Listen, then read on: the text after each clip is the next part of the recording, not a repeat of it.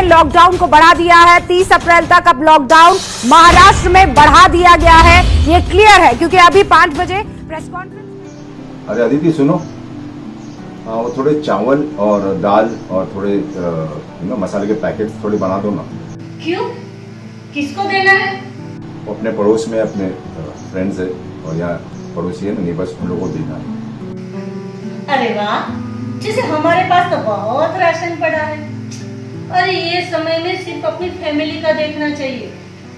आपको पता है ये समय में किसी के पास कुछ काम धंधा नहीं है, हाथ में कुछ भी पैसे नहीं आ रहे हैं, और ये समय में जनाब चले हैं समाज सेवक बनने।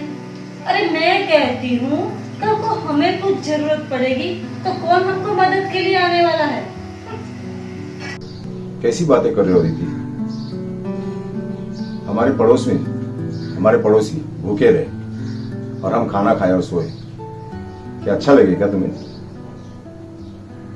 हम इंसान हैं और इंसानियत का उसूल है, पता है कि हमें पड़ोसी की पहले मदद करना चाहिए। अरे अभी पूरी दुनिया परेशान है। हाँ, लेकिन हम जिन लोगों की मदद कर सकते हैं, जितनों की, तो जरूर करेंगे ना। मतलब आप किसकी मदद करना चाहते हैं? हमारे आसपास तो सब दूसरे धर्म वाले लोग ही रहते हैं। तुम्हें याद है लास्ट ईयर जब मैं पूना में था और हमारे इस किचन में आग लगी थी, तो हमारे पड़ोसी कितना और बढ़ चढ़ के हिस्सा ले, तो सबने आके आग बुझाई थी। पता है उस वक्त किसी ने पूछा कि हमारा धर्म क्या है? नहीं ना, किसी ने नहीं पूछा था। और मुझे एक बात बताओ, प्रभु श्री राम ने और मोहम्मद पैगंबर ने, इन दोनों के बारे में तो तुम बहुत पढ़ चुकी हो ना, तो इन दोनों ने कभी किसी पे जुल्म किया या अत्याचार किया, ऐसा कभी तुमने देखा है? देखो प्रॉब्लम क्या है पता है, आज ये न्यूज और ये जो सोशल मीडिया है ना, इसमें देख देख के ना लोगों का दिमाग खराब कर दिया। जिन लोगों को मोहब्बत फैलानी थी वो नफरत फैला रहे। क्या करें? अब ये सब देखना थोड़ा बंद करो, ठीक है? और सुनो, कभी किसी का धर्म ना खराब नहीं होता, इंसान खराब होता, समझे?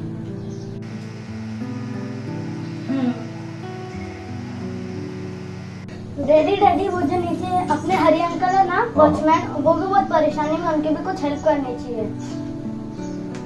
करेंगे ना बेटा, जरूर करेंगे। हाँ,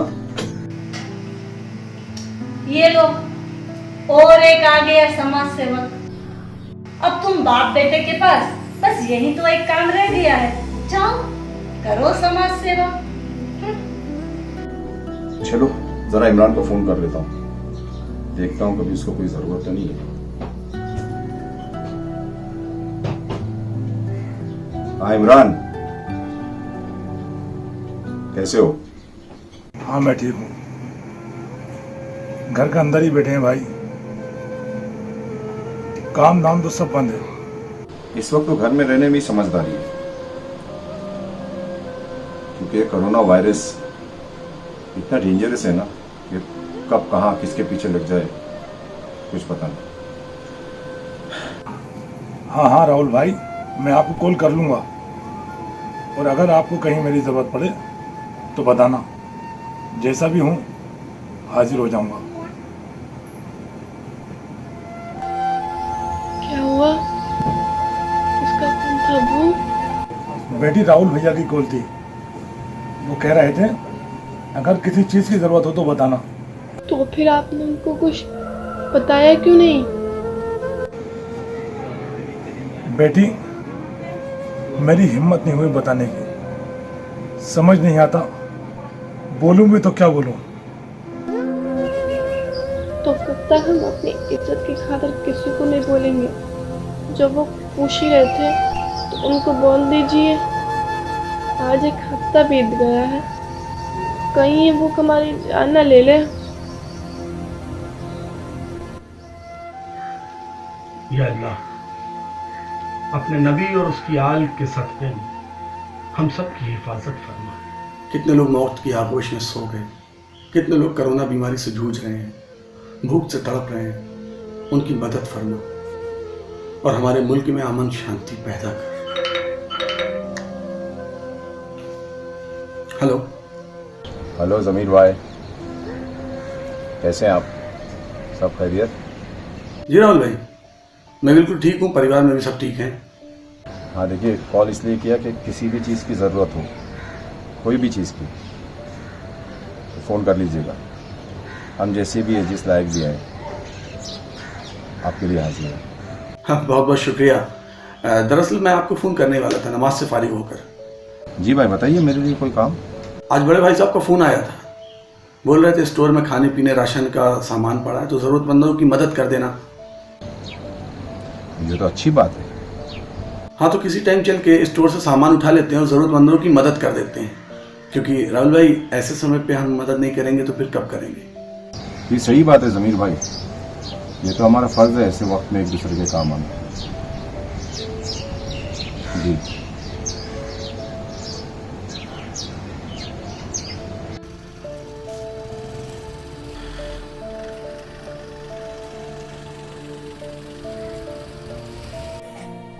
देखिए, हम घर में बैठने के लिए डॉक्टर नहीं बने हैं। शाजिया, तुम्हें पता है हमारी जान को कितना खतरा है और मौत हमारे इर्द गिर्द घूम रही है, और ऐसे में तुम्हारा हॉस्पिटल जाने का फैसला है।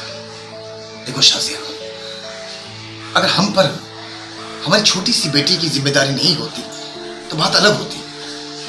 अब तुम ऐसा हॉस्पिटल जाओगी तो बच्ची कौन संभालेगा?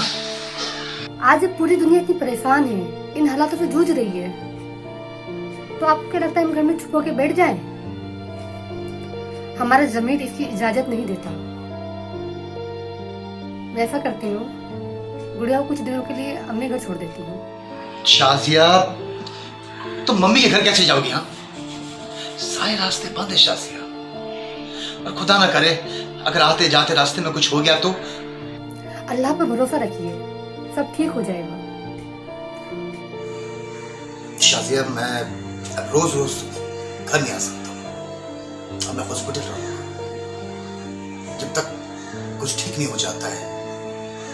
शाजिया, तुम घर पर रहना, अपना ख्याल रखना।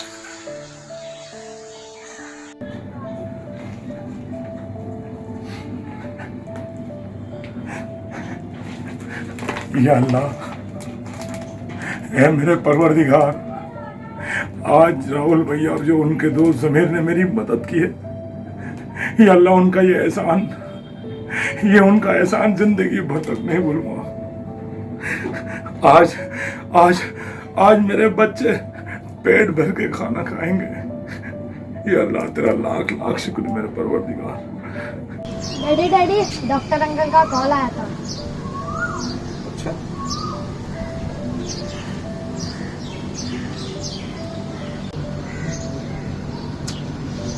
यार डॉक्टर साहब को फोन ही नहीं उठा रहे।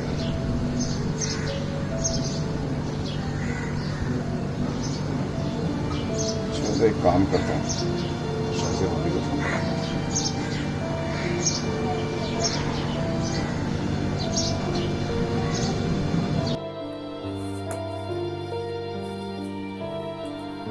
हेलो जी, शाजिया भाभी, जी राहुल भाई। मैं शाजिया को फ़ोन लगा रहा था तो उनका फ़ोन लग नहीं रहा था, तो मैंने सोचा चलिए आपसे बात कर लूँ। हाँ, आपके जावेद भाई साहब हॉस्पिटल में हैं। बताइए, कोई प्रॉब्लम है? किसी भी बात की अगर प्रॉब्लम है तो आप मुझे बताइए, मैं हाजिर हो जाऊँगा। हाँ, बट आपको तो पता ही है कि हॉस्पिटल क्या कंडीशन है, स्टाफ भी काफ़ी कम है। मैं एक्चुअली हॉस्पिटल दोबारा ज्वाइन करना चाहती थी। देखिए भाभी, ये बात तो सच है कि इस महामारी में हमारे समाज को आप जैसे डॉक्टर की बहुत ज़रूरत है। हाँ, बट गुड़िया को घर पे अकेले छोड़ के तुम जा सकती। आप एक काम कीजिए ना, गुड़िया को हमारे यहाँ छोड़ दीजिए, वो भी हमारी बेटी जैसी है। मैं आ रहा हूँ उसे लेने के लिए, आप उसे तैयार कीजिए और उसका बैग पैकेज कर दीजिए, ठीक है? नहीं, डोंट वरी। या अल्लाह, जिन लोगों की वजह से आज मुझे खाना मिला है, तो उनको कभी भूखा मत रखना मेरे अल्लाह। या अल्लाह, भूखा मत रखना। हेलो ज़मीर भाई, कैसे हैं आप? सब खैरियत? राहुल भाई, जी मैं बिल्कुल ठीक हूँ। हाँ, परिवार में भी सब ठीक है। राहुल भाई, एक बात का ध्यान रखिएगा कि आपके आसपास कोई भूखा ना रहे। अगर कोई भूखा दिखे तो हमें इत्तला कर दीजिएगा, है ना? तो हम दोनों लोग मिलकर मदद करेंगे। जी जमीर भाई, मैंने सभी लोग से कह दिया हूँ कि किसी को कोई भी चीज़ की ज़रूरत हो तो मुझे कॉल कर लीजिए, वो चीज़ उन तक पहुँच जाएगी। और हाँ देखिए ना, ये सब आपकी वजह से पॉसिबल हुआ, वरना मैं अकेला तो ये सब नहीं कर पाता था। राहुल भाई, ये इस वक्त इम्तिहान की घड़ी है। हम लोग अगर इस वक्त किसी की मदद नहीं करेंगे तो फिर अल्लाह को क्या मुंह दिखाएंगे? हमें इस वक्त सबकी मदद करनी है, इसलिए ध्यान रखिएगा कोई भूखा ना रहे।